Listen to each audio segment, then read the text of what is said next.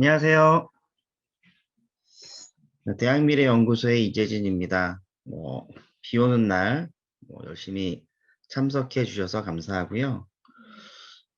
앞에서 이제 소장님께서 얘기해 주셨듯이 정시가 좀 어렵긴 합니다. 어렵긴 한데 제가 이제 예를 이렇게 들어드려요. 제가 태어나서 한 번도 주식 투자를 해본 적은 없거든요. 그러니까 근데 주식 투자를 누군가 옆에서 얘기했을 때 저게 무슨 말인지 정도는 알아두시면 좋을 정도의 이해도 그런 느낌으로 정시를 좀 아셨으면 좋겠다라는 얘기고요. 이게 지금 만약에 우리 아이가 주변 누군가가 어디서 정시 상담을 받고 왔는데 이게 제대로 받고 온 상담인지 뭔지 정도는 우리가 알아주셨으면 좋겠다 뭐 이런 의미예요. 그래서 그런 느낌으로 우리가 아주 세세한 부분까지 다 알고 전략을 짜면 좋겠지만 주변에서 일어나고 있는 일들 예를 들어서 뭐 정시 관련된 기사가 나온다던가 뭐 설명회를 간다던가 누군가 상담을 받고 왔을 때 이게 무슨 얘기인지는 알고 있으면 좋을 정도의 이해도를 좀 부탁드립니다. 강의를 시작하도록 하겠습니다. 잘 안 보이네. 우선은 네, 정시 모집의 특징인데요. 이 화면을 네, 우선은 이게 우리가 수시 모집은 잘 아는 편인데 정시 모집을 잘 모르는 경우가 있어서 좀 정리를 해봤습니다. 수시 모집은 다 아시는 것처럼 학생들이 대학에 진학을 할 때, 이건 뭐지? 이거는, 네, 그냥 할게요, 네. 네. 9월에 원서 접수를 합니다. 그리고 1인당 최대 지원 횟수는 6번이고요. 여러 가지 자료를 봤을 때, 수시에 지원하는 학생들은 45만 명 정도 됩니다. 그리고 수시에서 선발하는 방식이 크게 네 가지예요.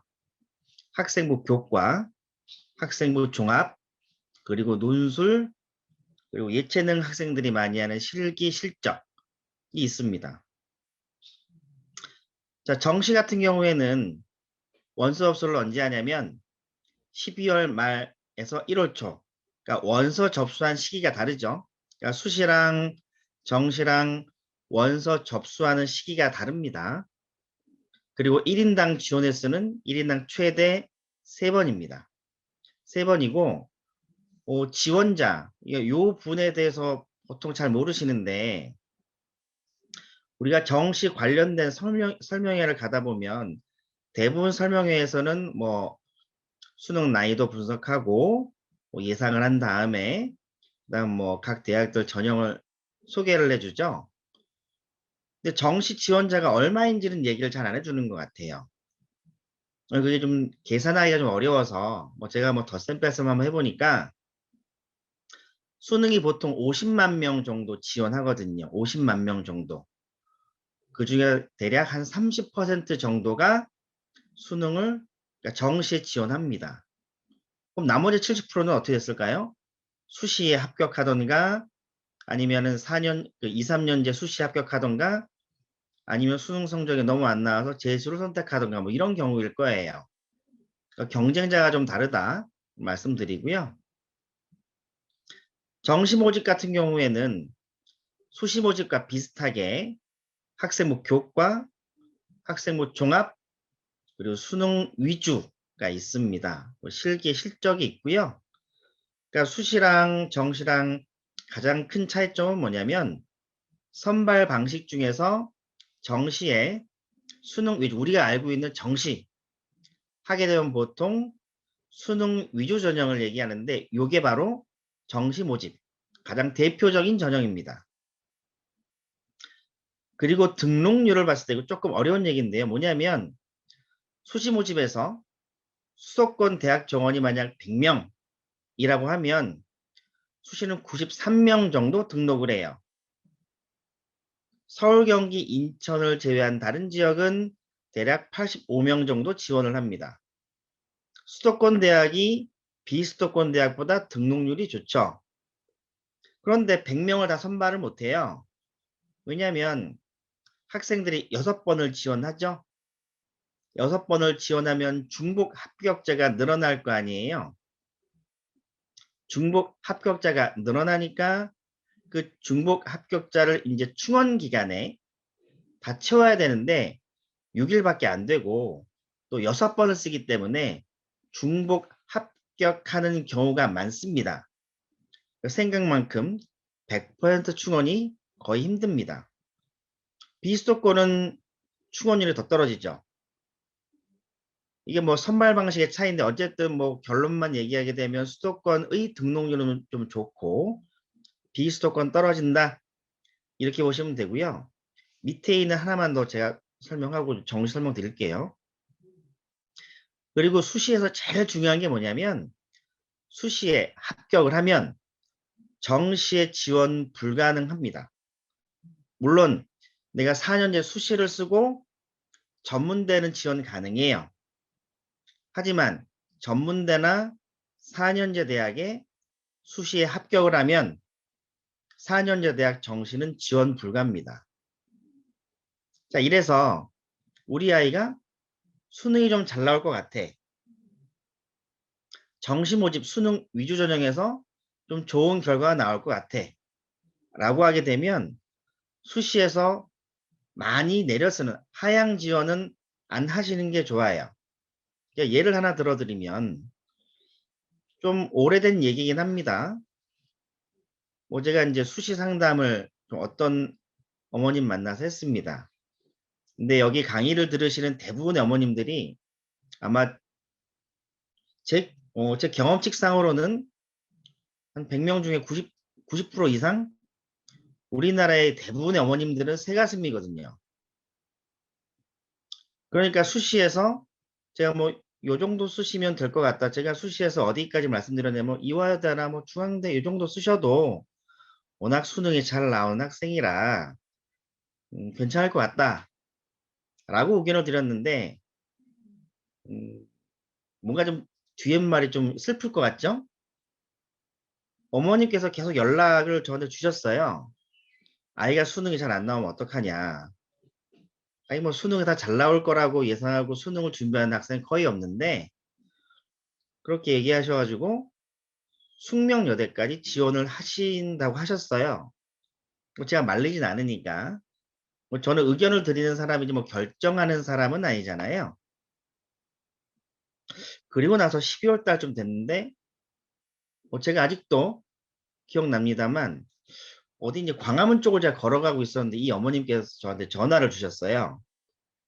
너무 기쁜 목소리로 선생님, 우리 아이가 명지대에 합격을 했대요. 근데 이거 등록하지 않고 정시에 지원해도 되죠? 이런 말씀을 하시더라고요. 음, 제가 상황 설명을 드렸어요.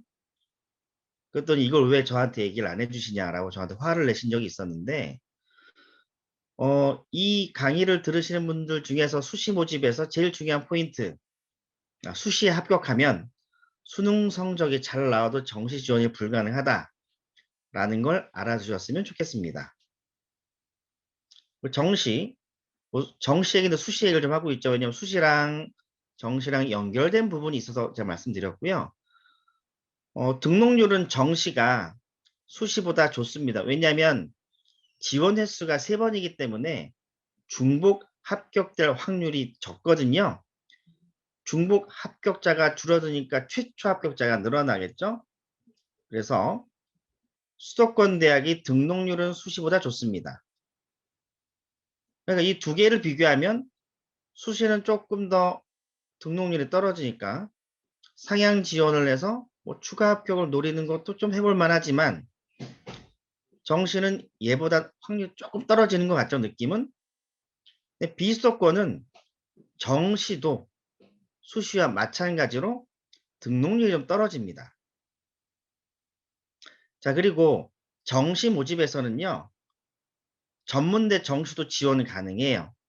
그런데 뭐 혹시 이제 우리 아이가 둘째 아이라면 경험해 보신 분도 계시지만 전문대는 전문대학교 입학처에서는 정시 모집에 대해서 굉장히 불안해해요. 왜냐하면 경쟁률을 보면 굉장히 낮거든요. 상대적으로.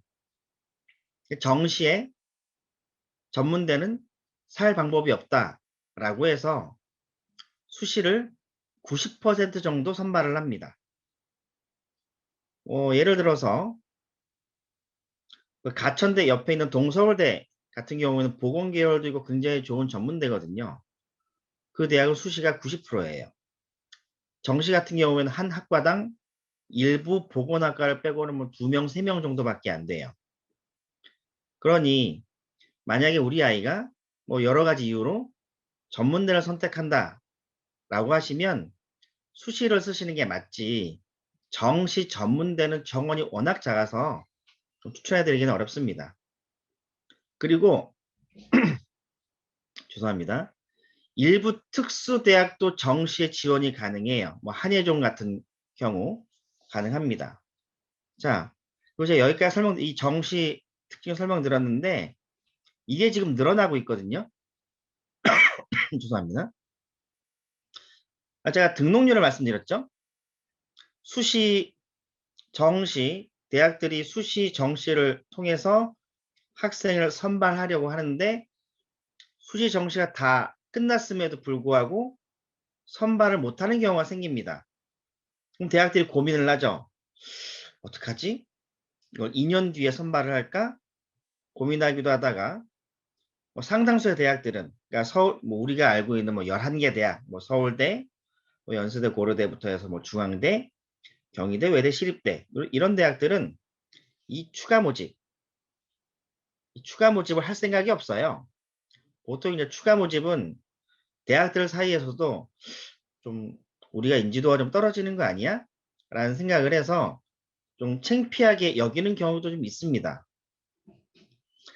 그런데 뭐 대학들도 어떻게 보게 되면 국립대를 제외하고 애들을 선발을 해서 등록금을 받아서 대학을 운영을 해야 되잖아요. 한 학생이 4년 동안 대학에는 등록금을 좀 보시게 되면 1년에 보통 한 900 정도 내고 4년이면은 대략 3,600만 원 정도의 등록금을 냅니다. 그럼 한 명의 학생을 선발하지 못했을 때는 3,600만 원, 10명이면 3억 6천이에요. 그럼 대학들 입장에서는 인지도가 뭐든 간에 추가 모집을 통해서 이제 원서를 새로 한번 내서, 그러니까 모집 요강을 새로 한번 내서 이때 또 학생을 선발합니다. 또 여기는 특이하게 1인당 지원 횟수가 무제한이에요. 그러니까 이게 파악이 불가하죠. 뭐 교과, 종합, 여기 논술이 없습니다. 수능도 있고요. 실기 실적도 있어요. 그러니까 추가 모집이 작년에 사상 최대였죠. 3만 5천 명 정도 선발을 했습니다.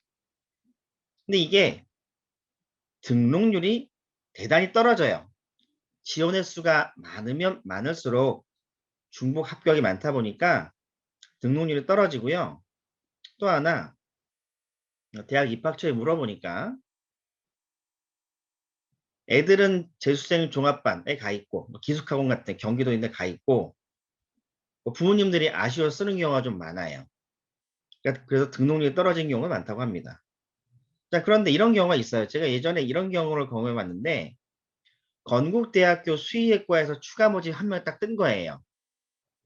근데 어떤 어머님께서 저한테 연락을 주셨습니다. 그러니까 정시 모집에서 합격을 한 학생이에요. 선생님, 이거 추가 모집 지원하려고 하는데 어떻게 하느냐? 물어보시길래 정시에 합격한 그 대학 등록을 포기한 다음에 지원 가능하다. 그러니까 등록을 포기해야 지원이 가능하다 그 뜻이에요.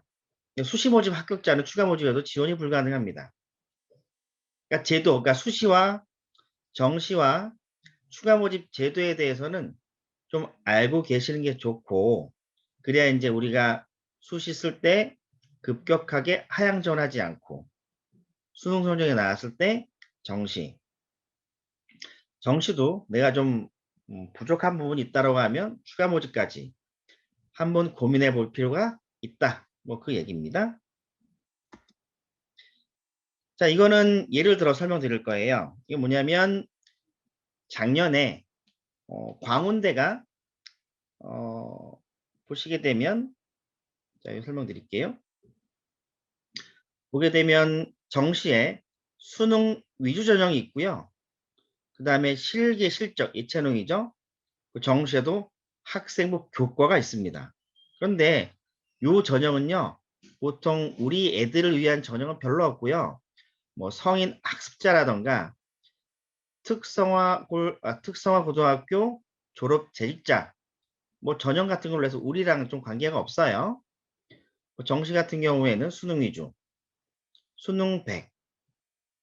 선생님 여기 실기인데요? 예, 잘 보시게 되면 선발 방법이 어떠한 위주 전형은요, 그 전형 요소가 교과든 뭐 서류든 아니 수능이든 실기든 그 반영 비율이 50%가 초과가 되면 수능 위주라고 해요. 그 전형 위주라고 합니다. 보시면 보세요. 여기는 수능이 50% 초과가 됐죠? 실기 예체능 학과인 듯 하지만 그래도 수능 위주 전형으로 선발을 합니다. 그러니까 요 학과를 가고 싶은 학생들 같은 경우에는 수능도 준비를 좀 잘 해야 되겠죠. 여기 농어촌학생 특성화고 특수교육 대상자는 수능 100, 나머지 학과들도 수능 100. 실기, 뭐 바둑학과, 예술학부 같은 경우에는 실기가 80이니까 실기 우수자, 실기 실적으로 되죠. 그렇습니다. 자, 그리고 이제 일정을 보게 되면 뒤에 뭐이앞 1회 때 제가 가나 다군 제가 말씀드렸잖아요. 가나 다군이 있는데 국민대 같은 경우에는 가군에서 좀 애들을 선발하고요. 나군에서도 애들을 선발하고 다군에서도 애들을 선발을 해요. 제가 그 예전 설명할 때 뭐라고 비유를 했냐면 대학들이 어 뭐라 그럴까요? 쇼핑몰이라고 생각했을 때 쇼핑몰은 1층, 2층, 3층이 있어요. 우리나라에 각 196개 대학이 1층, 2층, 3층에서 학생들을 선발하려고 한다. 근데 학생들은 각 1층, 2층, 3층에서 한 개 대학씩밖에 지원이 불가능해요. 1층에 가서 쭉 대학을 본 다음에 하나, 또 2층 올라가서 하나, 3층 올라가서 하나. 1층에서 마음에 드는 상품이 없으면 1층 건너뛰고 2층 또는 3층. 자, 그런데 1층 가군에서 실기를 좀 보는 애들이 있을 거예요. 보시면 실기 일정이 이때 작년 같은 경우는 코로나 때문에 수능이 밀려서 그리고 이제 보통 가군의 실기는 보통 1월 초고요. 나군의 실기는 보통 1월 중순, 다군의 실기는 보통 1월 말입니다. 이렇게 해서 대학들이 가군, 나군, 다군이고요. 한국예술종합학교라고 있습니다. 이게 이제 뭐 우리가 알고 있는 꽤 유명한 연예인으로 많이 있는데 제가 몇 년 전에 이런 전화를 받은 적이 있어요. 뭐 퇴근하고 쉬고 있는데 어느 기자분이 전화 왔습니다. 한예종은 정시 합격자도 지원이 가능하죠? 라고 딱 질문하는데 이게 너무 당연하지만 너무 당연한 거 물어보면 저도 순간 움찔한 거예요. 저도 잠깐만 찾아보고 연락드릴게요. 했던 기억이 납니다. 여기 한예종 홈페이지 가보게 되면 한예종 입시는 여기 앞에 4년제예요. 4년제 대학의 수시 정시 모집과 관계가 있습니까? 관계없이 지원이 가능해요. 이게 조금 어려운 말인데 교육부의 관리 감독을 받는 196개 대학과 특별법에 의해 설치된 대학들 입시가 좀 달라요. 제가 오늘 아침에 뉴스를 보니까 한전공대가 뭐 지금 뭐 내년부터가 선발한다고 하는데 한전공대도 특별법에 의해서 설치된 대학이니까 4년제 대학과 무관하게 지원이 가능해요. 그래서 우리가 이제 정시에도 쓸 수 있는 특수 대학이 몇 개 있거든요. 그런 대학도 지원이 가능하다. 그러니까 정시가 수시와 달리 제도가 좀 복잡해요. 그러니까 이런 제도를 좀 알아두시면 실제 정시 상담 또는 우리 애들이 정시 쓸 때 당황하지는 않습니다. 말씀을 드리고요. 선발 비율은 다 아시는데 올해 같은 경우에는 수시하고 정시를 보게 되면 볼게요. 수도권 서울, 경기, 인천 같은 경우에는 제가 경쟁률을 분석해 보게 되면 정시 지원자들의 대략 45% 정도가 수도권 대학에 집중해서 쓰고 있어요. 그럼 보세요. 전국에 있는 수험생이 50만인데 뭐 아까 15만이라고 할게요. 정시 지원자가 15만 중에 거의 절반 정도가 수도권 대학에 집중하고 있습니다. 수시는 거의 절반 정도 학생들이 지원을 해요. 그러니까 수시는 전국 수험생의 절반 정도가 수도권 집중하고요. 수도권 정시는 전국 학생들의 대략 15% 정도가 지원합니다. 어쨌든 여기는 학생들 입장에서는 지역 거점은 국립대면 아주 특수한 몇 개의 경우가 제외하고는 관심이 별로 없어요. 학생들 입장에서는. 자, 어쨌든 올해 수시랑 정시 보게 되면 비수도권은 82대 뭐 18 정도 됐는데 수도권은 65대 35예요. 근데 작년 추가 모집은 뭐 보게 되면 서울은 수시와 정시에서 많이 뽑았으니까 추가 모집 선발 인원이 작은데요. 뭐 작년 겁니다. 재작년 거예요. 그런데 지방 같은 경우에는 충원이 안 되니까 엄청나게 선발을 하죠. 그래서 비수도권이 부실하다라는 근거를 또 여기서도 찾을 수 있는 거예요. 자, 근데 우리가 이제 보시게 되면 수시가 70이 넘어 정시가 20%대야 라고 알고 있다가 이제 수도권과 비수도권 권역별로 쪼개보면 정시가 또 많아요. 그런데 아까 앞에서 제가 뭐라고 그랬습니까? 수시에 모든 학생을 다 대학들이 선발을 못해서 등록률이 90% 초반대잖아요. 그럼 여기서 선발 못한 인원들은 어떻게 하느냐? 정시로 넘겨요. 정시에도 선발 못한다? 추가로 넘겨요. 이때도 선발 못하면 2년 뒤에 다시 모집하는 거예요. 그런데 이게 실제 어떻게 되는지 제가 2020학년도 통계 자료로 설명을 드릴게요. 2020학년도에 계획, 우리는 이렇게 뽑을 거야. 전국은 77.3, 그러니까 전국대학교의 수시의 선발 비율은 77.3, 여긴 22.7이에요. 이거를 수도권과 비수도권 나눠보니까 수도권은 70.7, 정시가 29.3이에요. 즉 전국 평균보다 대략 6% 정도 수도권이 적어요. 비수도권은 많죠. 네, 그런데 대학때 실제 선발한 인원으로 보게 되면 2020학년도에 전국이 77인데 실제는 70.1이야. 무려 7%는 못 뽑았어요.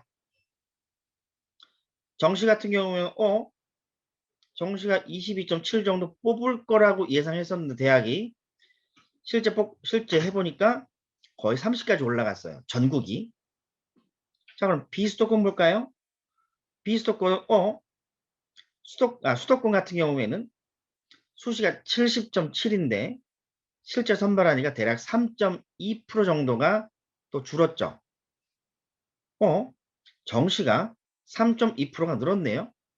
즉 수도권 대학은 3% 정도 더 는다 보시면 되는데 올해 같은 경우는 어떻게 되겠습니까? 여기 3%가 줄고 3%가 는다면 정시가 수도권 대학은 대략 38까지 가는 거예요. 6대 4 정도 되는 거죠. 그러니까 이 얘기를 말씀드린 이유가 뭐냐면 자꾸 이제 뭐 일부 입시기관이나 뉴스나 일부 학교에서는 자꾸 이것만 얘기해요. 야, 수시가 77이고 정시가 20이니까 수시로 대학 가야 돼.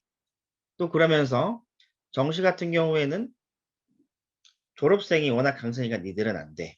이런 얘기를 하면서 수시로 밀어넣습니다. 근데 아까 말씀드린 것처럼 수시에서 합격하면 우리 애가 그러니까 수능을 너무 잘 봐도 정시 지원 불가능하잖아요. 한번 생각을 해볼게요. 우리가 2년 6개월 동안 죽어라고 내신을 해도 잘 안 올라요. 그쵸? 근데 졸업생들은 대학교 졸업하고, 고등학교 졸업하고 한 10달 동안 수능 공부하는데 수능이 많이 늘까요? 물론 수능 성적이 올라가는 학생들도 있습니다. 그런 경우는 어떤 경우냐면 이 학생이 원래 수능을 잘 할 수 있는 에너지와 방법을 갖고 있는 학생인데 수능을 준비하지 않고 여러 가지 이유로 수시를 준비하다 보니까 수능을 준비 못했어요. 그래서 좀 아쉬워. 그럼 다시 정시를 준비해서 대학 가는 경우도 있습니다. 제가 이런 경우도 봤어요. 작년에 제가 만났던 학생인데 어찌어찌해서 수시를 썼는데 서울여대인가 동덕여대인가 합격을 했습니다. 수시에. 다니다 보니까 너무 지금 그 자기 이 생각과 동떨어진 그렇다고 그 대학이 나쁜 건 아니에요. 학생 입장에서는 좀 더 아쉽다고 생각했던가 봐요. 그래서 뭐 휴학을 하고 수능을 준비했습니다. 그 외대를 간 적이 있어요. 그러니까 이 학생은 수능을 못했던 것이 아니라 원래 수능을 잘할 수 있는 에너지가 있었거든요. 제 학생들 수능 성적이 좋진 않았단 말이에요. 근데 어찌어찌한 이유로 내가 이제 좀 더 좋은 대학을 수능을 치러서 갈 생각을 하니까 이게 동기부여 됐겠죠? 뭐 그런 경우가 좀 일부분에 있고 아까 말씀드린 것처럼 대부분 우리 애들이 에너지가 한정됐기 때문에 수능과 내신을 다 못해요. 그러니까 정시가 특히 수능 성적이 잘 안 나올 수밖에 없죠. 그러니까 정시에서 우리 애들이 항상 어려운 거예요. 그러니까 저는 이렇게 얘기를 해요. 특히 남학생들 내신이 잘 안 나오게 되면 자꾸 뭐 내신 버리고 수능 한 방이야 하는 애들도 있고 또 내신이 워낙 안 나오니까 입시를 포기하는 애들도 있는데 뭐 정시도 왜냐하면 그 학생들 포기하는 가장 기본적인 생각이 뭐냐면 수능을 준비해서 정시로 갈 수 있는 분이 얼마? 22.7%밖에 안 된다고 생각하니까 입시를 자꾸 포기를 해요. 저도 이제 결혼을 해서 애가 있기면 큰애도 이제 그런 경향을 보였거든요. 고등학교 입학해서 뭐 자율형 공립고등학교에 갔는데 뭐 아시겠지만은 내신이 잘 안 나오잖아요. 여학생들이 치여서 4, 5등급이고 어떤 과목 9등급도 있어요.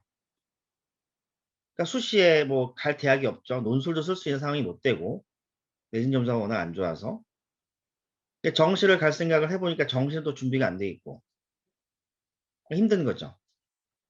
그리고 여러 연구 자료를 찾아보게 되면 내신과 수능은 상관도가 되게 높은 편이에요. 상관도에서 0.9 정도, 0.6 정도 됩니다. 그러니까 이 얘기를 드리는 게 뭐냐면 내신 버리고 수능 한 방 해야지 하는 남학생들이 많은데 그렇게 안 했으면 좋겠고 내신 준비할 수 있는 한 하면서 수능 대비해서 정시 모집 지원해도 좋은 결과 나올 수 있으니까 왜? 아까 말씀드린 것처럼 수도권 같은 경우에는 계획상 35.8이지만 여기서 못 뽑은 인원을 던지면 38, 39 정도 돼요. 40까지도 갑니다. 적지 않으니까 한번 해보시란 말씀을 드립니다. 자, 이게 2022학년도, 2023학년도 대입 전형 아니에요. 교육부가 보통 4월 달에 이 보도자료를 발표합니다. 우리는 항상 요 자료만 보고 입시를 준비하잖아요. 이때도 언제 2020학년도도 수시가 77.3이네? 정시가 22.7이야. 2022학년도도 수시가 75.7이네? 정시가 20, 4.3이야. 수시가 많네? 수시로 대학 가야지. 뭐 이런 생각을 갖는데요. 이게 실제 수시에서 죄송합니다. 정시로 넘어오는 인원 다 더해보게 되면요. 10만, 11만까지 가요. 매년. 그러니까 뭐 이런 자료 봤을 때 수시로 하는데 이게 지금 11만까지 간다고요. 보통 이게 한 20만 초반대까지 떨어지고. 그러니까 이 자료만 보고 여기서 넘어가는 생각하지 않고 수능을 하면 마치 안 될 것처럼 하는 뭐 그런 생각 때문에 자꾸 겁먹는데 입시는 공포감을 갖게 되는 순간 끝장이거든요. 난 이게 안 돼. 라고 포기하는 순간 우리 애들한테 입시는 수시하고 정시 두 개의 문이 있는데 자꾸 수시로만 가다 보게 되면 애들은 정시에 공포감을 갖고 수시에 또 과도하게 하향 지원하고 또 그 대학 가서 뭔가 불만족하게 되면 뭐 재수를 한다고 하는 둥 반수를 한다고 하는 둥 하죠. 그러니까 이게 사실은 정시를 바라보는 가장 정확한 눈은 사실 이거거든요. 우리가 입시를 할 때 수시가 많다라는 선입관을 가지고 수시하니까 애들도 수시로 빨려 나가는 거예요. 근데 강의를 들으신 분들께서 수시가 많은데 저게 전국 196개 대학의 평균이고 수도권과 비수도권 나누게 되면 수도권은 수시가 한 65야. 그런데 수시에서 등록률이 좀 높지 않으니까 수시에서 선발하지 못하는 인원까지 고려해서 실제 수도권의 선발 인원 비율을 보면 거의 40까지 가. 라는 사실을 알아두시면 우리 애들한테 수능을 해. 뭐 근거는 이렇게 돼. 라고 하면 애들은 좀 쉽게 이해할 가능성이 큽니다. 그리고 남자애들이 특히 여자애들은 내신 관리를 잘해서 수시로 잘 갈 확률이 높지만 남학생들이 워낙 수행평가도 잘 안 되고 하니까 정시로 이제 쓰려고 하는데 또 정시가 작으니까 또 고민이 많죠. 그런 부분을 뭐 이런 자료나 부모님들께서 설명해 주시게 되면 좀 도움이 되지 않을까 생각을 했습니다. 자, 이제 정시 모집 아까는 제도에 대한 그리고 수시 정시 비율을 말씀드렸고요. 지금은 뭘 말씀드릴 거냐면 정시 모집 특징에 대해서 말씀을 드릴 거예요. 예전만 해도 정시 모집에 학생부를 좀 많이 반영했어요. 뭐 교대도 그랬고 천하권 대학들 같은 경우에도 면접도 보고 뭐 학생부도 반영했었는데 최근 3년 동안의 입시 선발하는 방법 보니까 내신을 거의 반영하지 않습니다. 즉 우리 애들이 수시를 준비하려고 했는데 내신이 안 되면 내신을 조금 에너지를 덜 쏟더라도 그렇다고 해서 내신 포기하는 건 아니에요. 내신을 포기하는 순간 디테일하게 공부하는 학습 습관이 잘 안 갖춰져서 수능 준비하는데 애로점이 되게 많습니다. 그러니까 내신은 좀 최대한 해보는 거예요. 근데 내신이 안 좋다고 해서 정시를 포기한다. 이건 아니라는 거죠. 우선은 예체능을 빼고 예체능은 내신 들어가는 경우가 좀 있습니다. 제가 보니까 인문, 자연, 일반 전형은 누구나 그러니까 성인 빼고 우리 고등학생들이 또는 졸업생들이 갈 수 있는 문을 보게 되면 서울, 경기, 인천에 79개 대학에서 3만 6천 명을 정시에 선발을 해요. 이 중 거의 많은 대학들이 수능 100으로 선발을 합니다. 그중 오타입니다. 79개예요. 그중 13개 대학의 573명은 학생부를 반영한다. 그러니까 수능에서 내신이 좀 안 나온다 할지라도 내신이 좀 안 나올다 할지라도 괜찮다라는 거죠. 그럼 제가 앞에 말씀드린 13개 대학이 뭐지? 를 보니까 뭐 처음 보신 대학들이 되게 많죠. 그리고 덕성여대, 용인대, 을지대 같은 경우에는 내신 성적을 반영합니다. 나머지 대학들하고 선호도가 워낙 좀 떨어지는 뭐 경동대 양주 캠퍼스라고 해서 있는데 요거는 수도권 서부 쪽에 있는 학생들이 좀 가고요. 일산, 파주 지역 학생들이 좀 가는 대학입니다. 나머지는 뭐 좀 학생들의 선호도가 높진 않다. 자, 그리고 국립대 중에 지역 거점 국립대 중에 학교 생활 기록부 내신 성적을 반영하는 대학은 전북대의 예체능계열학과, 한체대 송파 있죠? 이 학과들만 학생부가 반영하고요. 작년까지는 일부 대학이 내신 성적을 반영했었는데 초등교육학과에서는 올해는 13개 초등교육학과 모두 학교생활기록부를 반영하지 않습니다. 수능 또는 수능과 면접으로 선발을 해요. 이게 교대라고 그러죠. 교육대학이라고 그러죠. 초등교육과가 생각을 잘한 게 내신 좋은 아이들은 이미 수시에서 다 빨려가고 정시에는 좋은 자원이 없습니다. 그러니까 굳이 내신 성적을 반영하면서 선발할 이유는 없다라는 거죠. 그러니까 선발 방식이 복잡해지면 입학처도 골치 아파요. 수능 성적 교육과정 평가원에서 받아야 되고 학생부는 교육청에서 또 받아와야 되고 그걸 또 더 해야 되고 또 면접도 더 해야 되니까 초등교육학과가 그럴 필요가 사실은 없죠. 그러니까 정시에서 초등교육을 고민하시는 학생들 같은 경우에는 이제 내신에서 자유롭다 이런 말씀 드립니다. 또 초등교육은요.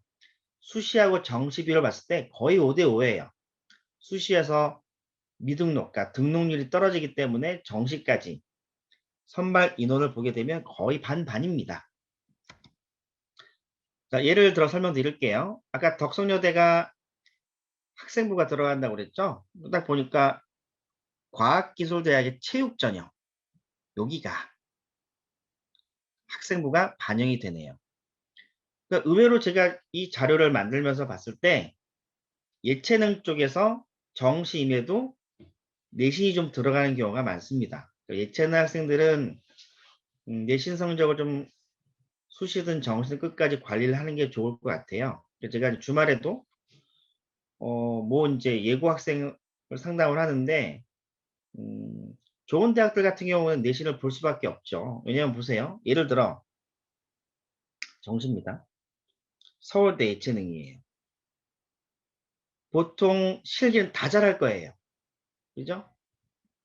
근데 우리 애들이 갖고 있는 시간은 24시간이고 애들이 갖고 있는 능력은 제한적인데 지원자 100명 중에 실기 다 잘해.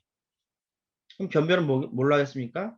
그 중에 내신까지 관리 잘한 애들이 좀 더 평가자 입장에서는 좋은 이미지를 얻지 않을까요? 실제 작년과 재작년 합볼 사례 보게 되면은요, 내신 성적 좋은 아이들이 많이 붙었어요. 실기 전형임에도 불구하고. 그러니까 내신, 그러니까 실기, 실적, 예술, 체육, 학과 지원하는 경우에는 적당한 내신 관리는 해두는 게 좀 좋습니다. 을지대, 성남에 을지대가 있죠? 그리고 의정부 캠퍼스를 개원했습니다. 임상병리, 간호, 중독재활복지학과예요. 저기가 중독자가 붙어서 조금 특히 이제 딸을 갖고 있는 부모님들이 저 학과를 주저주저 하는데 사실 저 복지학과예요. 근데 복지학과에 재활이 하나 붙었고 학교에서 대학에서 여러 가지 이유로 중독을 붙였더라고요. 을지대 입학처 가서 문의해 보니까 여러 가지 이유로 중독이라는 단어를 붙였다고 합니다. 저 학과의 아이덴티티이기도 해요. 취업률 나쁘지 않습니다. 우리나라에서 보험계열학과들은요, 대부분 취업률은 평균 취업률보다 높습니다. 전국 대학 4년제 취업률 평균이 63%예요. 그러니까 졸업생이 100명이면 63명을 취업한다는 얘기죠. 취업률이 취업의 질을 담보하진 않지만 졸업해서 노는 것보단 낫잖아요. 보건계열 같은 경우에는 취업률 70%가 넘습니다. 간호는 거의 90%가 넘고요. 간호, 그 다음에 물리치료도 취업률이 높습니다. 어쨌든 을지대 정시 같은 경우에는 학생부가 들어갑니다. 을지대가 제가 매년 보지만 학생부가 조금 영향력이 있어요. 그래서 을지대를 혹시 고민하시는 분들은 내신 잘 보시는 게 좋습니다. 그리고 옆에 올해 그러니까 대입전형 119에서 갖고 온 자료인데요. 출처는 대입전형 119입니다. 각 교대가 학생부가 하나도 없어요. 하나도 없습니다. 네. 그 1단계 수능 성적해서 경인교대 같은 경우에는 수능 성적의 면접을, 공주교대도 다 면접을 하죠. 부산교대는 수능 성적으로만 뽑습니다. 수능 성적과 면접으로 뽑죠. 근데 보시면 이렇게 정수로 딱딱 떨어지지 않고 소수로 나온 대학들이 있잖아요. 몇 개 대학에 물어보니까 이게 뭐냐면 대기업에서 각 전형별 선발 비율, 그러니까 각 전형 요소별 반영 비율을 입력하라고 할 때 거기 뭐라고 되어 있냐면 실질 반영 비율도 같이 명기하라고 했어요. 근데 이게 어떤 대학들 같은 경우에 같이 혼재해서 쓰다 보니까 이게 실질 반영 비율이 들어간 거거든요. 실질 반영 비율이 들어갔다. 여기 같은 경우에는 실제 면접이 높지 않다. 이렇게 보셔도 사실은 됩니다.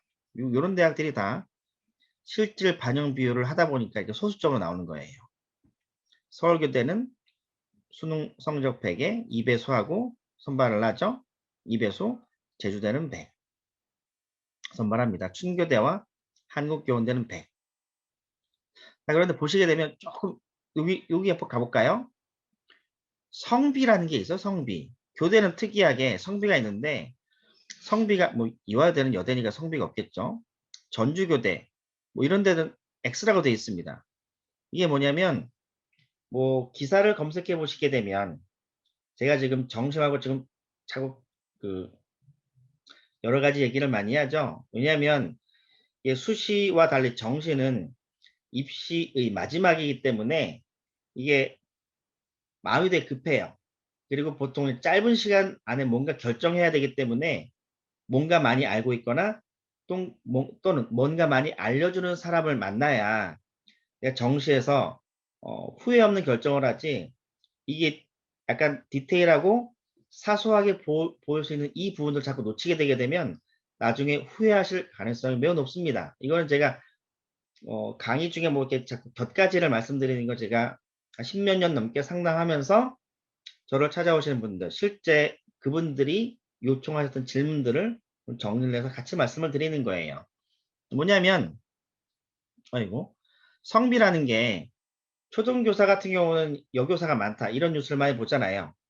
그러니까 각 대학들이, 각 초등교대가, 그래, 여학생, 뭐, 사실 이게 여학생을 쿼터제로 제한하겠다는 거긴 한데, 경인교대 같은 경우는 특정성이 최대 80%까지만 선발하겠다. 이 의미예요. 그러니까 각 쿼터별로 있죠. 그러면 남학생 같은 경우에는 여학생 사실 특정 성비라고 하기가 좀 저기 여학생 쿼터제니까 예를 제주대, 진주교대 같은 경우에는 남학생이 최대 30%까지 선발할 수 있겠죠. 뭐 이런 것들이 있습니다. 여기는 뭐 부산교대는 65%죠. 아니면 춘교대나 한국교원대처럼 남학생 그러니까 성비가 적용되지 않은 대학으로 가는 것도 방법이죠. 뭐 이것까지 설명드렸습니다. 드리고요. 넘어갈게요. 정시 모집은 또 특이한 특징이 뭐냐면 각 대학들이 모집 군별 선발을 해요. 제가 아까 말씀드렸죠. 1층, 2층, 3층이에요. 가톨릭대는 인문계열 학생들을 1층에서 21명, 건국대는 1층에서 72명, 경희대는 540명, 고대는 691명이에요. 이렇게 선발합니다. 여긴 인문이죠. 쭉 옆에 가서 경희대를 볼까요? 경희대는 1층과 2층에서 인문계 학생들을 선발을 하고요. 자연계도 1층과 2층에 선발을 해요. 그런데 특이하게 이런 대학도 있어. 덕성여대는 인문계는 2층, 자연계는 1층에 선발합니다. 그러니까 각 대학들이 층마다 1층, 2층, 3층 층마다 전략이 좀 다르고 이건 사실은 전략이거든요. 대학들 입장에서는 뭐 우리가 이런 것도 있잖아요. 조금 제가 그건 잘 모르긴 하지만 어떤 상권에 가면 뭐가 잘 팔릴까? 뭐 이런 느낌이에요. 떡볶이를 팔려면 신당동을 가야 되나? 어디를 가야 되나? 그러니까 이거는 그 마케팅 차원에서 대학들이 고민을 합니다. 대학들이 실제 입시 전략을 쓸 때 가장 제일 많이 고민하는 게 사실은 정시 모집군이에요. 몇 층을 가야 될까? 몇 층을 가야 우리가 좋은 학생들을 선발할 수 있을까에 대한 고민이 굉장히 큽니다. 건국대 같은 경우 보시게 되면 전략이 어떻게 됐습니까? 1층에서는 인문계를 조금, 2층에서는 인문계를 좀 많이, 3층에서 조금. 이 얘기는 뭐냐면 1층에는 경쟁자가 많으니까 많이 선발해봤자 다 좋은 아이들을 못 뽑을 거야. 이런 느낌이에요. 근데 2층은 그래, 2층은 우리가 경쟁력이 있을 것 같아. 많이 뽑자. 이런 거죠. 고려대 같은 경우는 우리 1층만 뽑을래. 이거예요. 왜냐면 나군에 서울대라는 무지막지한 친구가 있거든요. 그럼 고려대는 2층에서 서울대와 같이 경쟁을 하게 되면 좋은 학생 뽑는데 조금 불편할 수 있잖아요. 그러면 야 1층 가자. 그러면 다군은 왜 안 하죠? 이게 대학들이 3층에 갖고 있는 이게 선입관이 뭐냐면 예를 들어보겠습니다. 자 1층 약간 대학이 많아요. 2층까지 갔어요. 근데 공부 잘하는 애들은 3층까지 가기 싫은 거예요. 1층, 2층만 가지 뭐. 그래서 보통 3층이 각 대학들 입학처에서는 어떤 느낌이냐면 3층에서 애들 선발하고 싶지 않아. 너무 강해요. 그러니까 등록률도 떨어지고 충성도도 좀 떨어지고 그리고 중도 탈락 학생들이 제일 많은 게 바로 3층이에요. 대학들이 3층을 잘 안 가려고 하죠. 근데 좋은 대학들은 그렇게 고민할 수 있는데 좋은 뭐 좀 표현이 좀 그렇습니다. 그러니까 선호도가 높은 대학들은 또는 선발의 여력이 많은 대학들은 고민할 수 있어요. 그런데 아니야. 우리는 발상의 전환을 통해서 3층에서도 많이 선발하고 싶어. 라는 대학도 있을 수 있겠죠. 근데 명지대 같은 경우에는 2층과 3층에서 특히 인문계는 3층에 선발 많이 하잖아요. 그죠? 삼육대는 1층과 3층에 선발하죠. 그러니까 각 대학들마다 층별로 선발하는 인원이 다 다릅니다. 그러니까 우리는 1층에서 어떤 대학을 선택을 할지, 2층에서 어떤 대학을 선택할지, 3층에서 어떤 대학을 선택할지 이 부분에 대한 고민이 좀 있어야 돼요. 이 부분 고민이 있어야 전략을 잘 세우는 거거든요. 자, 명지대란 대학입니다. 명지대는 아까 보셨듯이 차이가 좀 있죠? 명지대는 1층에서는 인문계가 없어요. 그죠? 2층에서는 선발을 합니다. 2층은 실기도 이렇게 있어요. 3층에서는 여기도 있죠. 그러니까 2층에서는 국문, 중문, 일문, 어문 학부를 선발을 하고요. 3층에서는 경영과 법대를 선발합니다. 그러니까 대학들이 저 부분에 대한 고민이 제일 커요. 예를 들어서 볼게요. 명지대가 3층에서 경영과 법학을 선발한 이유는 명지대와 선호도가 비슷한 대학을 보니까 3층에 죄송합니다. 3층 경영과 법대가 없는 거예요. 그럼 나 독점할 수도 있잖아요. 명지대 입장에서는.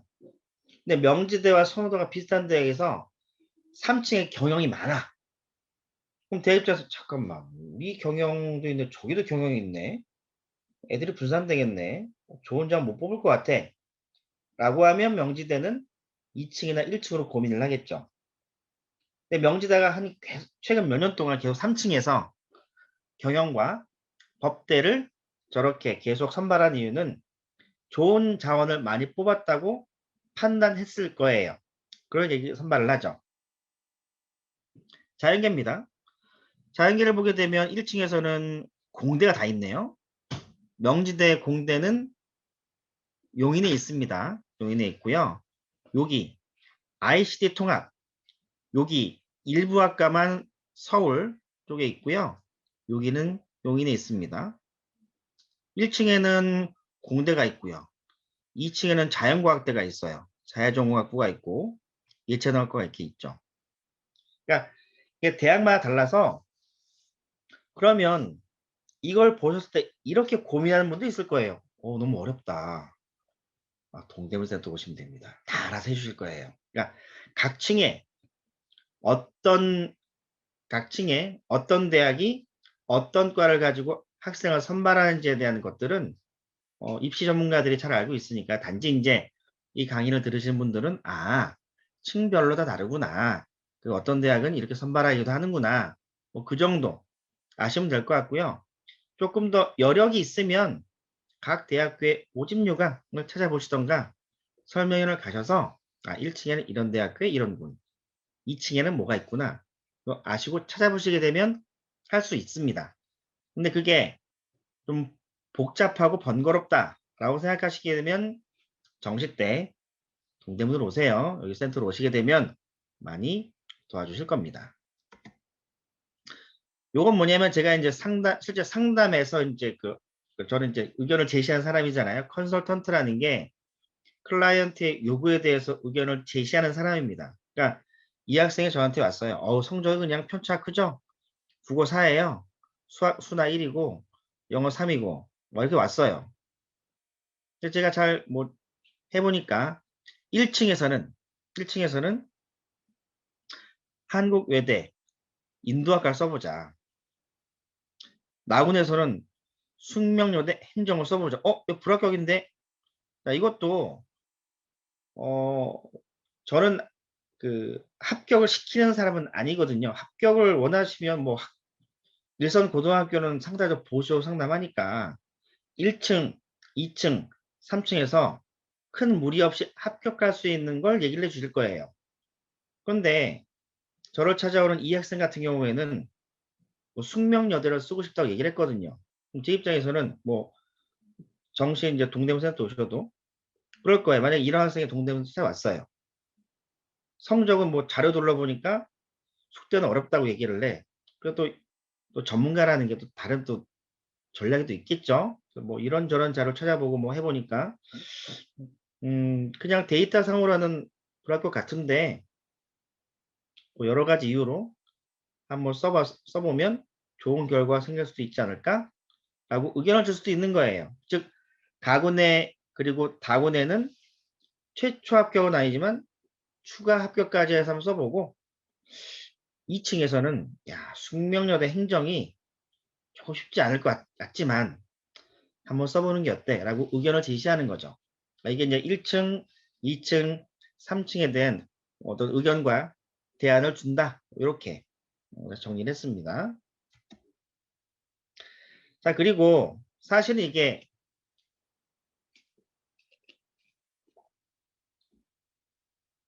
수시에서도 학생부 교과 전형 같은 경우는 대학별로 내신 성적을 반영하는 게 다 달라요.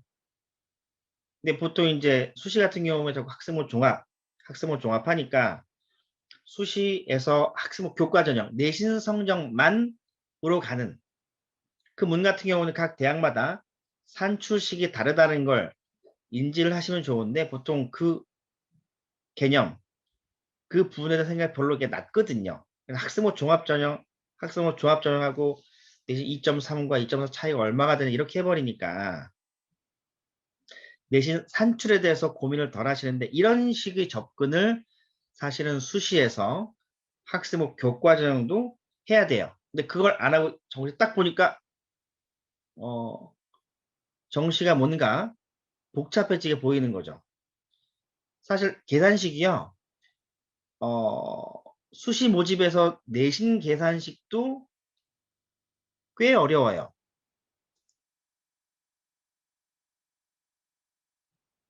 네. 자, 그러면 예를 들어 설명드릴게요. 세종대는 인문, 자연, 예체능 이게 좀 반영 지표 조금 뒤에 설명드리도록 하겠습니다. 영역수, 반영하는 과목이 4과목이란 뜻이에요. 국어, 수학, 영어, 탐구. 그리고 각 대학들이 이제 이 앞 시간도 말씀드렸듯이 학력고사로 대학을 가셨던 분들 이게 이해가 잘 안 가는 거예요. 이거 뭐야? 우리는 340점 만점에 갔어. 그때 원점수로만 대학을 갔잖아요. 근데 지금은 표준점수 100분위 등급이 나오죠. 그러면서 이제 대학들이 학생들을 선발할 때 인문계는 우리는 국어 30%, 수학, 기하, 미적, 확통 중 어떤 과목을 선택해도 30%, 영어는 20%, 사회탐구 20%, 한국사는 가산점을 줄 거고 탐구는 2개야. 이런 방식으로 선발을 해요. 볼게요. 세종대 말고 숭실대 볼까요? 세종대와 숭실대가 동일한 인문계 같은 경우에는 영역수 4개예요. 근데 여기는 국어 25%고 여기는 30%예요. 기하, 미적, 확통 여기는 30인데 여기는 35죠? 영어는 똑같아요. 그리고 여기는 사탐 한 학생만 지원이 가능한데 여기는 사탐, 과탐 모두 응시 가능합니다.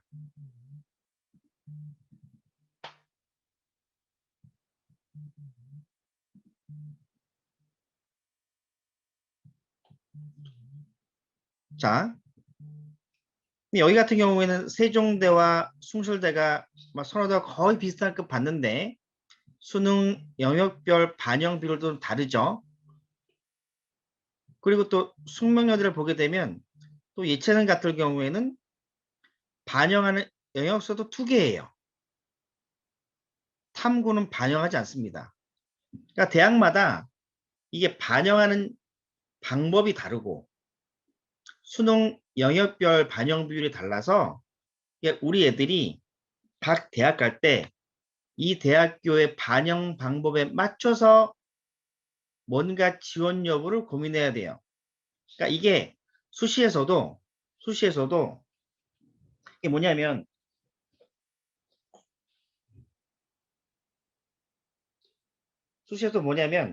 이게 똑같은 거예요. 수시에서도 내신 산출할 때 이런 식으로 해야 되는데 보통 이거는 학교에서 다 어떻게 하냐면 뭐 학교 나이스나 유니버 프로그램으로 다 돌려준단 말이에요. 너 2.4등급이야? 아니야. 요 대학은 2.39야. 요 대학 2점 몇 등급이야. 이렇게 다 뽑아준단 말이에요. 근데 문제는 상당수의 일성고등학교에서 수시로 대학을 다 보내고 나버리니까 정시에 상담하는 학생도 없고 실제 정시로 뭔가 상담해주는 선생님들도 많지 않거든요. 그러니까 이런 식의 접근을 하는 게 지금 생소한 거예요. 그러면 여기 강의를 들으신 분 모두 다 그럴 거 아니에요. 어머, 각 대학마다 가나다도 다르고, 야, 수능 영역별 반영도 다 달라. 이거 어떡하라고? 제가 초창기에 입시할 때 이거 다 손으로 계산해 갖고 오신 분도 있었습니다. 야, 이거 진짜 어려웠을 텐데. 그러니까 지금은 뭐 UA를 비롯한 대부분의 입시관들이 이 식을 고려해서 우리 아이의 성적을 다 산출해 줍니다. 뒤에 보게 되면 환산 점수라는 얘기가 나오는데 우리의 성적이 각 대학마다 다 바뀌어요. 카멜레온처럼. 제가 보통 환전이라는 개념을 쓰거든요. 우리가 외국 여행 갈 때 내가 갖고 있는 우리나라 돈 10만 원이 일본을 갈 때, 미국을 갈 때, 중국을 갈 때 환율 때문에 돈이 다 달라지죠.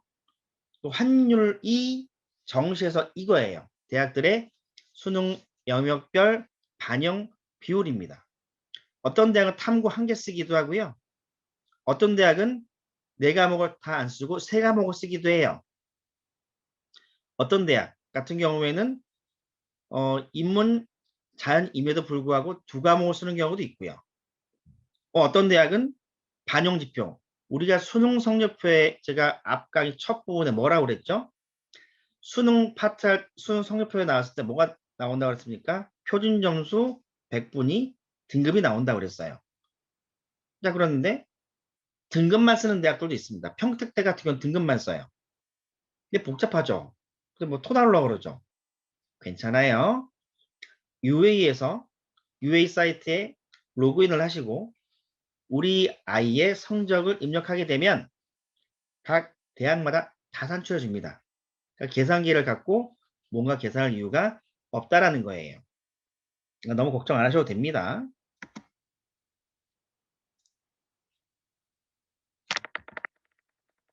자, 올해 세종대와 숙명여대의 수능 영역별 반영비율 수능 방법이에요. 보게 되면 세종대는 인문쪽 전 모집 단위는 국어 30, 그리고 미적, 기하, 확통, 수능안 모두 지원이 가능하고, 야, 이거 되게 중요합니다. 30%, 영어는 20%, 탐구는 두 과목 쓰는데 사탐, 과탐 되어 있습니다. 자연 같은 경우에는 창의 소프트 학부를 빼고 국어 20, 여기는 미적 또는 기하를 응시한 학생들만 지원이 가능하죠. 그럼 이런 경우도 있을 거 아니에요? 우리 아이가 확통을 하고 과탐을 했는데 우리 아이는 지원 가능한가요? 예, 지원 불가능해. 이런 경우에는 영어, 과학 이렇게 돼 있죠. 창의 소프트 학부는 수학은 관계없고 국어 35, 탐구 10이에요. 제가 딱 봤을 때 눈치 빠른 분들은 이렇게 생각할 수 있어요. 우리 아이가 과탐을 망했어. 근데 의외로 얘가 개원 선택을 잘못해서 국어도 잘 봤어. 이런 경우에는 우리 아이한테 유리할 수도 있잖아요. 이런 반영 방법을 갖고 있는 대학으로 우리 아이가 환전을 하게 되면 세종대 기준 점수가 잘 나올 거 아니에요. 그죠? 이런 것들을 UA나 센터에서 도와줄 테니까 정 어려우시면은 센터로 오셔도 됩니다. 자, 오른쪽 볼게요. 야, 이거 숙명여대죠? 야, 숙명여대는 되게 복잡해요. 제 경험상 보통 이제 대학들이 입학처에서 우리가 학생을 이렇게 선발할 거예요 라고 문서를 만들어서 교수들한테 회람을 시키거든요.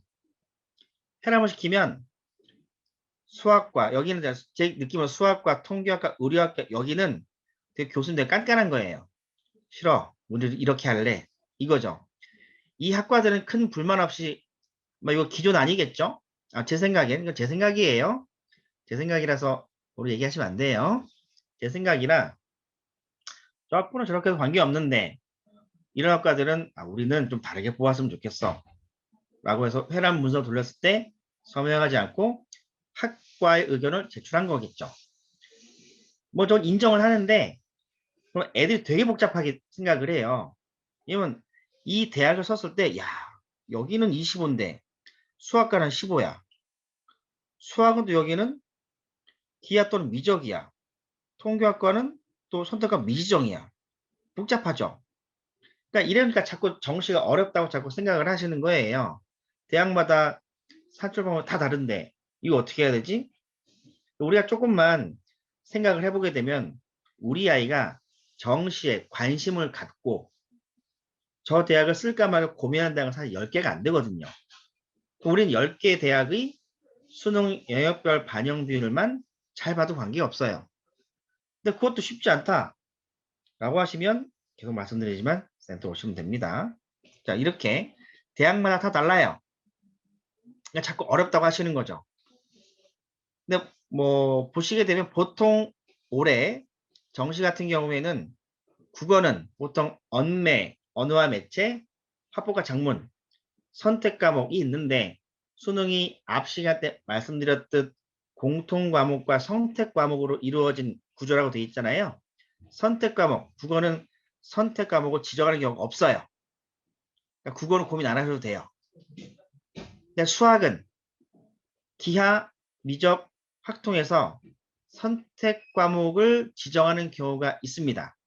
뒤에 설명드릴 텐데 좀 좋은 대학들은 특히 자연계는 그러니까 지정하는 경우에는 선호도가 높은 자연계 쪽은 그러니까 지정을 해요. 기하, 미적 한 애들만 선발할 거야. 뭐 이런 거죠. 요거 하나 설명드릴까요? 예를 들어서 숙명여대 인문계를 지원하고 싶은 학생들은 국어는 뭐 선택과 관계없죠. 그리고 여기는 확통, 미적, 기하 전혀 관계없어요. 영어 20, 탐구도 관계없어요. 20. 설명 잘 되어 있죠. 수학, 국어 선택, 탐구는 지정 과목이 없습니다. 보통 인문계 쪽은요. 지정 과목이 보통 없어요. 그러니까 국어 선택과 뭘 해도 관계없고 수학은 뭘 해도 관계없어요. 사과다 뭘 해도 관계없어요. 그런데 여기 자연계들은 지정을 합니다. 왜냐면 입학해서 좀 어려운 수학과 어려운 과학을 해야 되잖아요. 그래서 국어는 관계없는데 수학은 기하 또는 미적 지정을 하죠. 과탐 지정합니다. 수학 같은 경우는 여기는 기하 또는 미적인데 여기 50이에요. 50. 우와 50, 영어 20, 요거 15. 그러면은 저 30이 되겠죠? 수학을 전 이거 보면서 무슨 생각이 드냐면 뭐 이런 내용들도 이제 센터에서 도와줄 텐데 이거 딱 보시게 되면 수학 잘하는 애만 가겠지라고 하는데 수학 잘하는 애들은 숙대보다 선호도가 좀 더 높은 대학을 쓸 개연성이 높잖아요. 그래서 의외로 이 숙명대 수학과가 예상 성적보다 조금 낮아질 수도 있어요. 이런 것들도 도와줄 테니까 까막눈 되지 않게 이 표를 보고 이런 내용이구나 정도로 이해하시면 될 것 같습니다. 이거는 이 프로그램은 고속 성장 분석기라는 프로그램을 가지고 이 성적 국어 표준 점수 130 작년 기준입니다. 134 수학나 127 영어 2 한국사 2 3은 61 생은 55를 가지고 각 대학별로 산출을 한번 해본 거예요.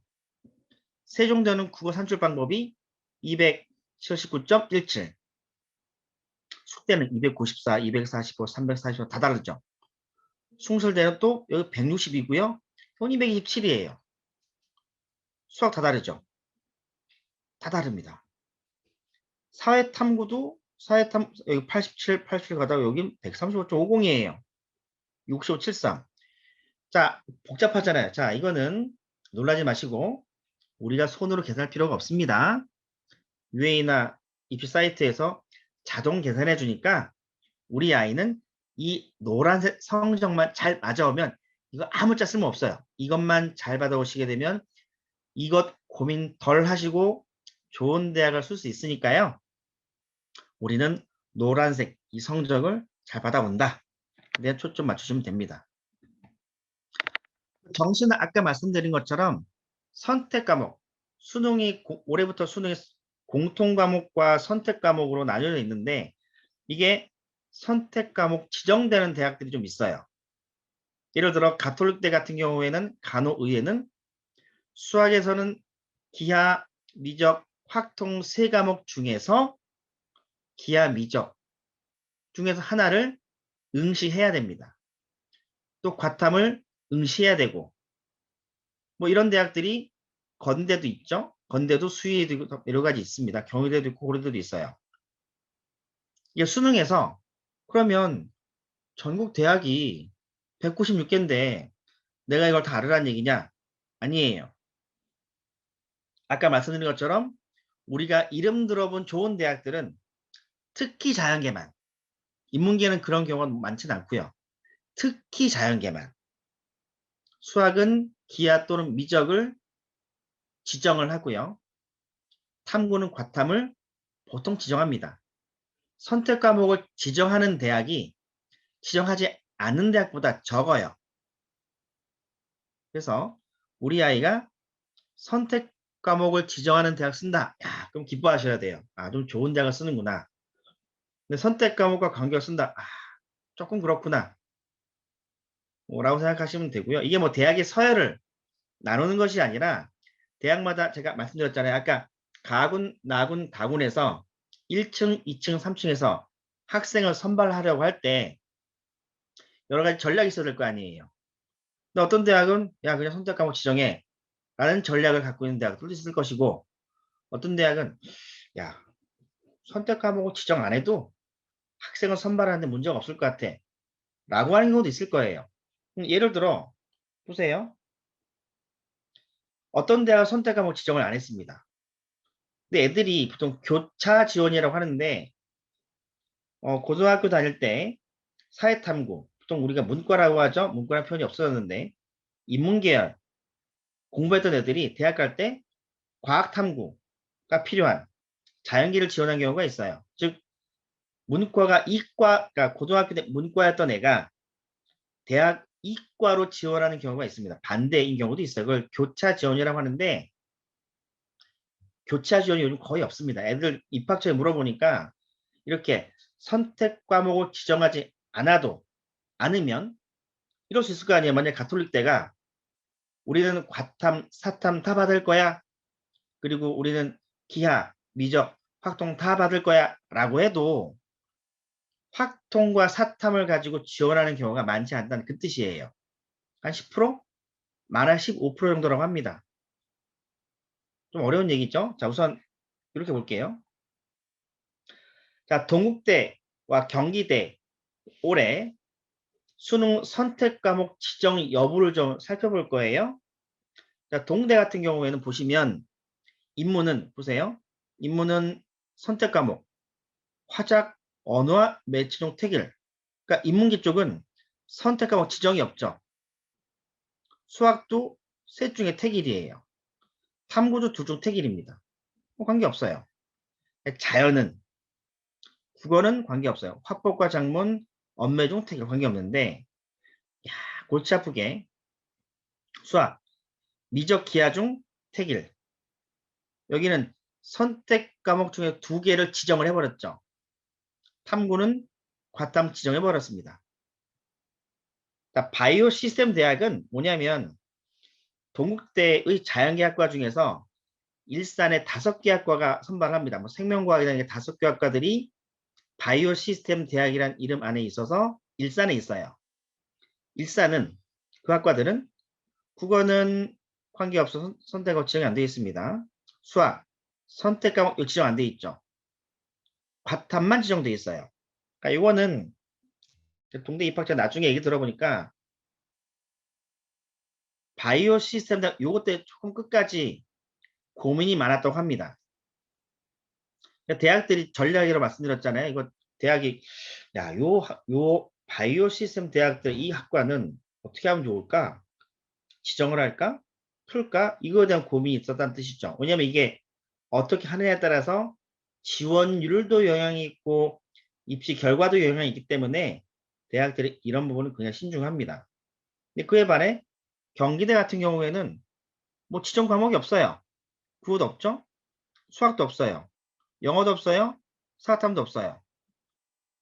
자, 그러면 예를 들어 인문 쪽에 수학 그러면은 미적 또는 기하, 과탐 이렇게 해서 지원한 애들도 있겠죠. 이걸 저 교차 지원이라고 말씀드렸는데 그런 애들이 요즘 많지 않습니다. 한 5년 전, 6년 전에는 교차 지원해서 좀 좋은 대학을 가겠다라는 의사가 강한데 애들이 요즘에 교차 지원을 잘 안 해요.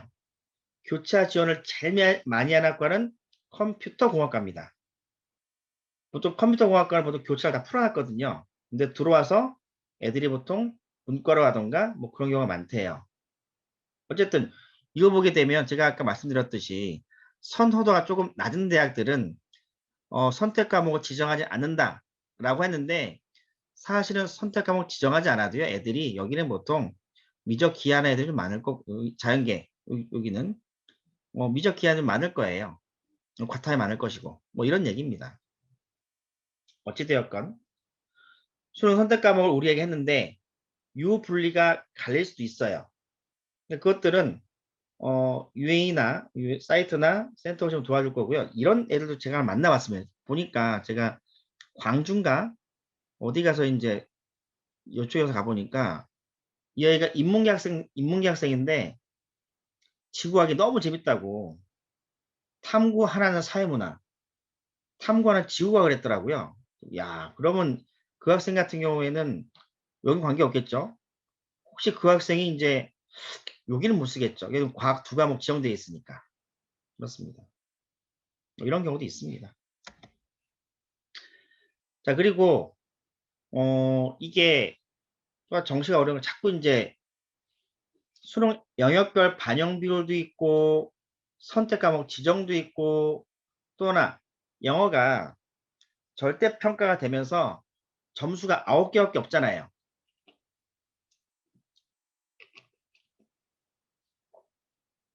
점수가 1등급부터 9등급까지밖에 없어요. 자, 절대평가 처음 나왔을 때 각 대학들이 어떻게 예상했었냐면은 야, 우리 대학은 다 1등급이 오지 않을까? 라고 생각을 했었는데 몇 년 지난 다음부터는 건국대 건국대부터 2등급이 많이 보이기 시작합니다. 2등급. 뭐 서강대, 성대, 한양대도 2등급 많아요. 그 얘기는 뭐냐면 애들이 절대평가되니까 영어가 쉽게 느껴지고 영어 학습량이 줄고 또 국어랑 수학이 어려지니까 그쪽으로 풍선효과로 국어 수학으로 애들이 이동을 한 거예요. 자, 그런데 어찌되었건 대학들은 어쨌든 이 점수들을 가지고 9개 점수, 이 9개 등급에 가짜 점수를 부여합니다. 뭐 영어 등급별 점수인데 보세요. 대학마다 1등급에 해당하는 점수가 다르잖아요. 여기는 200점, 여기는 100점, 여기는 105점, 여기는 100점이에요. 다 다르죠. 2등급도 198부터 95까지 다 달라요. 우리가 이걸 알아둘 필요가 있다 없다? 없어요. 그러니까 온라인 사이트, UA 같은 온라인 사이트 입력하시게 되면 자동으로 계산을 해주기 때문에 이 표를 봤을 때 어떤 의견 드리냐면 좋은 대학을 가고 싶으면 최소한 영어는 2등급까지. 보세요. 점수가 9개밖에 안 나왔으니까 역설적으로 각 9개 점수에서 1이 파괴력이 큰 거예요. 옛날에는 1등급과 2등급 사이 점수가 많았단 말이에요. 표준 점수 100분일 때에는. 지금은 점수가 딱 9개밖에 없으니까 이게 1등급이 갖고 있는 파워가 예전보다 커졌다. 이렇게 이해하시면 돼요. 특히 의대를 지원하는 학생들, 의치한 계열을 지원하고 싶은 학생들은요. 영어가 1등급이 안 나오면 정시가 너무 힘들어집니다. 매년 상담해 봐도 영어가 2등급 나왔을 때 저도 학생들한테 의견주의가 대단히 어려운 경우가 많더라고요. 자, 이거는 국어, 수학, 과학은 성적은 다 동일한데 영어가 1등급일 때와 2등급일 때 산출 점수, 즉 국수, 영탐, 반영 비율, 가산점 다 고려해서 나오는 점수를 작년 기준으로 보니까 연대는 보세요. 1등급하고 2등급 차이가 대략 5점 이상 벌어지죠. 이 정도면 이건 불합격이에요. 이 친구 같은 경우는. 경희대 여기도 한 5점 정도, 5점 약간 더 안 나죠. 여기도 사실 이렇게 되면 합격하기 쉽지 않은 경우고요. 대구 가톨릭대는 의대가 있습니다. 의대인데 여기 같은 경우는 몇 점 벌어집니까? 여기 12점 정도 벌어지죠. 여기는 불합격이에요.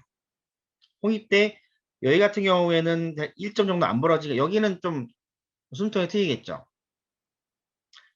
그러니까 우리 아이가 영어 2등급 맞았을 때 영어 1을 좋은 등급을 못 받았을 때 유리한 대학과 불리한 대학도 갈립니다.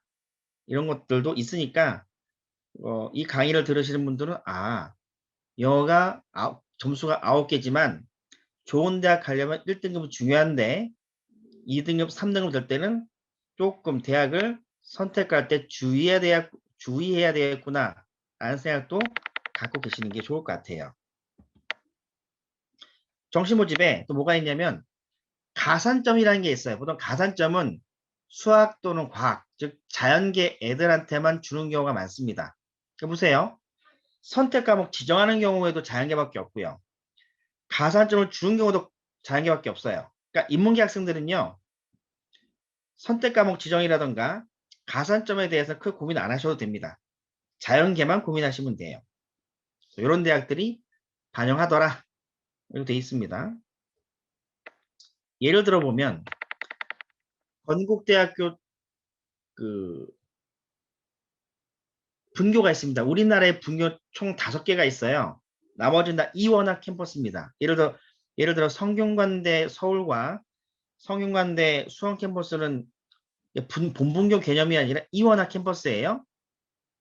근데 우리나라에 있는 5개 캠퍼스는 연대 미래 캠퍼스 분교고요. 고대 세종 캠퍼스도 분교입니다. 동국대 경주도 분교고요. 한양대 에리카도 분교고 건국대 글로컬도 분교입니다. 나머지는 그냥 이원화 캠퍼스라고 해서 캠퍼스 위치가 좀 다른 거예요. 어쨌든 건국대 글로컬 같은 경우에는 간호학과가 있고요. 경찰 행정이 있어서 학생들이 선호하는 과가 좀 있습니다. 여기는 두 과목을 쓰죠. 그리고 활용지표, 반영영역은 100분일도 써요. 통관 과목 쓰고 영어는 1등급, 2등급 점수차가 95점 정도 차이가 납니다. 그죠? 실제 영어 2등급 1대 여기도 가산점 있잖아요. 과산점. 수학 선택 과목 시 미적 또는 기하에서 10%, 과탐 8% 줘요. 라고 해서 얘는 자연계, 수가 과탐 가산점 받는 애, 가산점 안 받는 애 보니까 10점 정도 벌어지죠. 이거 당락 완전 바뀌는 거예요. 이 얘기는 뭐냐면 대학들이 자연계학과에 인문계, 자연계 다 들어오게 만들어 놓고 자연계 애들한테 가산점을 준다 이 뜻인데 보통 가산점 주는 대학 같은 경우에는요. 밑에 설명드린 대로 인문계 애들이 여기를 뒤집기가 쉽진 않습니다. 대학들이 그 가산점 체계를 이렇게 구성했기 때문에 그거 감안하시면 좋을 것 같고요. 자, 대학별 산출 점수는 앞에서 이미 몇 번 설명드렸어요. 설명 간단히 드리면 환율과 비슷한 개념으로 보시면 돼요. 우리나라의 10만 원이 미국 US 달러는 얼마일까? 엔화로는 얼마일까? 유로는 얼마일까? 이건 환율이라는 게 날짜, 시간마다 다 다르잖아요. 그런데 대학별 산출 점수, 제가 환산 점수라는 표현 썼는데 환산보다 산출이 좀 더 직관적으로 뭐 비슷한 개념 씁니다. 최근에 이제 설명회라든가 강의를 할 때는 산출 점수라는 표현을 좀 많이 쓰거든요. 그러니까 대학별로 산출되는 점수들은 수능 영역별 반영 비율이라던가 앞에서 말씀드린 가산점 때문에 많이 바뀐다. 그거는 매 연마다 바뀌는 거예요. 2021, 2022학년도, 2023학년도 달라집니다. 뭐 그렇게 보시면 될 것 같고요. 이 학생입니다. 예를 들어서 작년 기준입니다. 과탐에 국어 144, 수학 137, 영어 1등급, 생명과학 표준점수 70, 화학 원 표준점수 68일 때 각 대학교 다 돌려보니까 이 산출 점수가 다 달라요. 993, 다 다르죠? 즉 환율 체계가 다 다르니까 내가 갖고 있는 이 10만 원이 각 대학마다 다 달라지는 거예요. 이것도 우리는 어떻다? 우리가 손으로 계산할 필요가 있다 없다? 없어요. 그러니까 UA든 입시 사이트에 내 성적 이렇게 입력하시게 되면 쭉 다 계산이 돼요. 그러니까 이 점수를 가지고 이제 유리한지 불리한지를 고민하는 거죠. 왜냐하면 입시라는 게 상대적인 서열 싸움이라 내가 이렇게 그러니까 환전해서 나온 산출된 점수로 내가 과연 다른 애들보다 등수가 좋을까? 왜냐면 예를 들어서 내가 10만 원을 환전을 했어요. 어느 돈으로 얼마가 있습니다. 야, 이 돈이 많은지 적은지는 내가 감이 없잖아요. 누군가 비교해 봐야 돼요. 나보다 저 사람이 돈을 더 많이 갖고 있으면 아, 내 돈이 적은가 보다. 또는 내가 갖고 있는 돈 이만큼인데 다른 사람이 이만큼 적어요. 내 돈이 많은가 보구나. 라는 거죠. 예를 들어 가천대 의에 이 점수가 많은 건지 적은지는 누구랑 비교를 해봐야 돼요. 내 993.50보다 다른 애들이 951이 많다. 그럼 난 유리한 거죠. 난 붙는 거예요. 고려대 702.03이에요. 내가 환전해 보니까 702.03인데 703점짜리가 많아요. 근데 불리한 거예요. 즉 유리함과 불리함은 내가 대학별로 돈이 많다 적다는요. 누군가 비교를 해야 돼요. 그건 좀 이따 설명 드릴 거고요. 어쨌든 간에 유리 분리를 따지기 위해서는 각 대학교에 산출 점수 기준으로 다 돌려봐야 돼요. 뭐 제가 뒤에서 약간 다음 세 번째 강의가 설명드릴 텐데 우리가 보통 정시 때는 자꾸 배치표를 얘기를 하거든요. 배치표는 이 환전된 점수로 할 수 있는 게 아니에요. 그러니까 이건 뭐냐면 이 대학별 산출 점수는 뭐 이렇거든요. 제가 이제 사무실 대치동 그 선릉역 사거리에 있는데 어떤 분이 저한테 물어보세요. 저기 뭐 SK텔레콤 매장이 어딘가요? 물어보게 되면 배치표는요. 아, 서쪽으로 가시면 돼. 이런 느낌이에요, 그냥. 그런데 이 산출된 점수는요. 저기 할머님 저쪽 횡단보도 넘으셔서 또 횡단보도 2에 건너신 다음에 오른쪽에 SK텔레콤 매장이 있어. 이런 느낌이에요. 훨씬 더 정교한 부분이 대학별 산출 점수고 배치표는 그냥 대충 방향만 알려준다. 이렇게 이해하시면 될 것 같아요. 동일한 성적을 가지고 선호도가 비싼 대학, 아까보다 조금 더 디테일하게 예를 들어 드릴게요. 반영비로 되어 있습니다. 활용 지표는 여기는 뭐냐면 어렵죠? 이거는 우선 넘어갈게요. 그리고 각 대학마다 배점도 다 달라요. 어떤 대학은 100점으로 내는 대학도 있습니다. 300점도 있어요. 어떤 대학들은. 건국대는 이렇게, 홍익대는 이렇게, 숙명 이렇게 해요. 머리 아프죠? 그러니까 이것도 우리는 대학들이 이렇게 계산되는구나. 그 정도만 아시면 될 것 같아요. 그래서 이 성적을 가상의 성적을 대학별로 산출해 보니까 건대는 900점 만점인데 482.83이 나왔고요. 홍대는 100점 만점인데 93.93, 숙대는 1000점 만점인데 943.5로 동일한 성적인데 점수가 다 달라요. 아까 이제 그 의대를 가지고 제가 설명드렸듯이 성적이 다 달라집니다. 자, 그러면 자, 말씀드렸듯이 유리함과 불리함을 따져봐야 되는데 이 1번 지원자 1번, 2번, 3번, 4번, 5번, 6번, 7번, 8번, 9번, 10번 10명의 지원자는요. 국어, 수학, 탐구의 총합이 다 동일해요. 동일한데 동일하다면 지원 참고표는 이 아이들이 다 똑같이 야 니들 서쪽으로 가면 돼. 이런 느낌이에요. 자 그런데 건국대, 홍익대, 숙대 기준으로 산출 점수를 고려해서 이 1번부터 10번까지의 유불리를 따져보니까 얘가 건국대 기준으로 돈이 제일 많아요. 얘가. 홍익대는 하나, 둘, 셋, 넷. 네 번째 애가 돈이 제일 많아요. 숙대도 네 번째가 돈이 제일 많아요. 얘죠. 요게 1등, 2등이에요.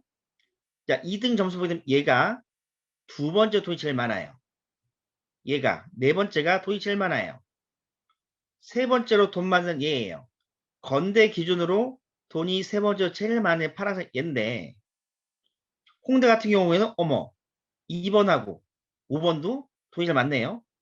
숙대 같은 경우는 무려 7번인가요? 19, 8, 7번 애가 세 번째 돈이 많아요. 그러니까 얘네들은 지원 참고표 배치표 기준으로 봤을 때 다 똑같이 서쪽으로 하면 되는 애들인데 산출 점수를 보니까 각각의 유불리가 다 달라지죠. 그래서 우리가 정시에서 유불리를 따질 때는 각 대학별 산출 점수를 봐야 된다는 뜻이에요. 자, 이거는요. 어렵다고 생각하시지 말고 우리 애 점수가 다 저렇게 산출돼서 본다는 뜻이고요.